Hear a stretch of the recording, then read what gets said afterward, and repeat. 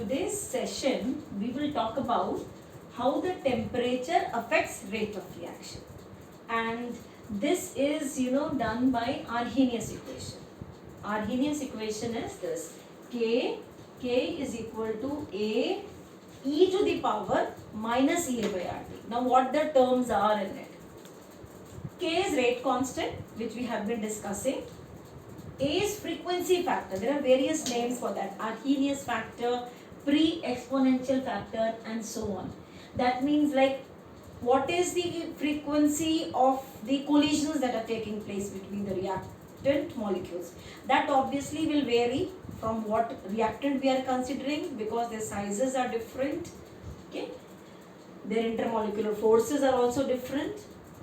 EA is activation energy that we have discussed in the previous factors also. R is universal gas constant and T is temperature. Now children, just see, this graph we have discussed already. Okay, this is energy of the reactant, product, this side was reaction coordinate, and the total energy from here to there was threshold energy. In the previous one of the video we have discussed how much energy they still require to cross the barrier was called as activation energy, and we found that the product energy is lesser than the reactant.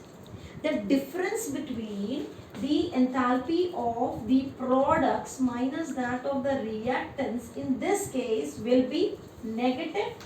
Why? Because the product is less and the reactant is more.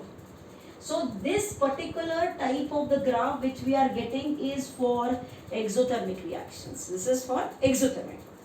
If I reverse the order, that means if I change this energy of the reactant is less and the product is more, then it is for endothermic reaction. Rest everything remains the same. This will be threshold energy, this will be activation energy, and this will be delta H, that is products minus reactants, and you are getting this as positive. That is why we say this is for the endothermic, endothermic reactions. So these two are just repetition. Now we are further moving on. If we plot graph between kinetic energy and the fraction of the molecules. See, normally whenever the molecules are colliding, there are very few molecules which have very less kinetic energy, very few which have very high kinetic energy. Most of them have the energy in between.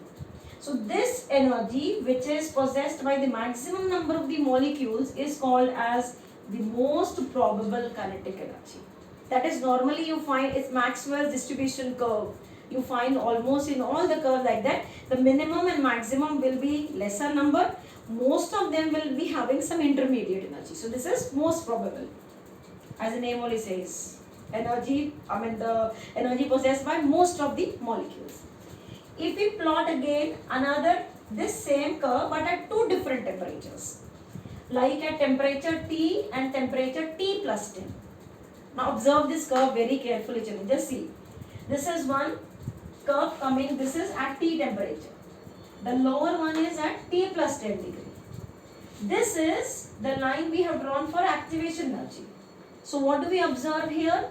That the temperature when it is T plus 10, more number of the molecules. So this is the area which is at temperature T. These molecules, this is the number of the molecule at temperature T.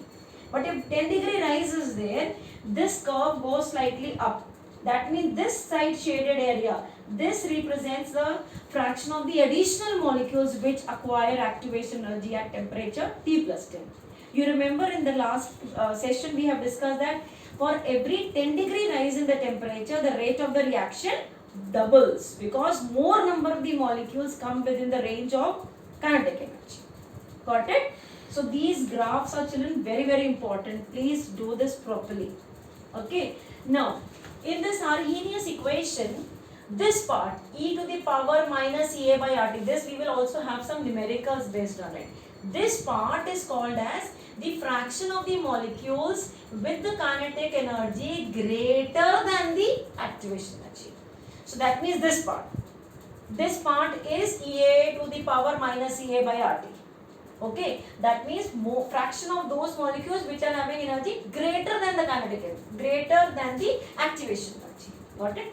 Now, To this same Arrhenius equation, if you take natural log on both the sides, what we will have? Ln K is equal to minus, this part will go down, minus EA by RT plus ln A.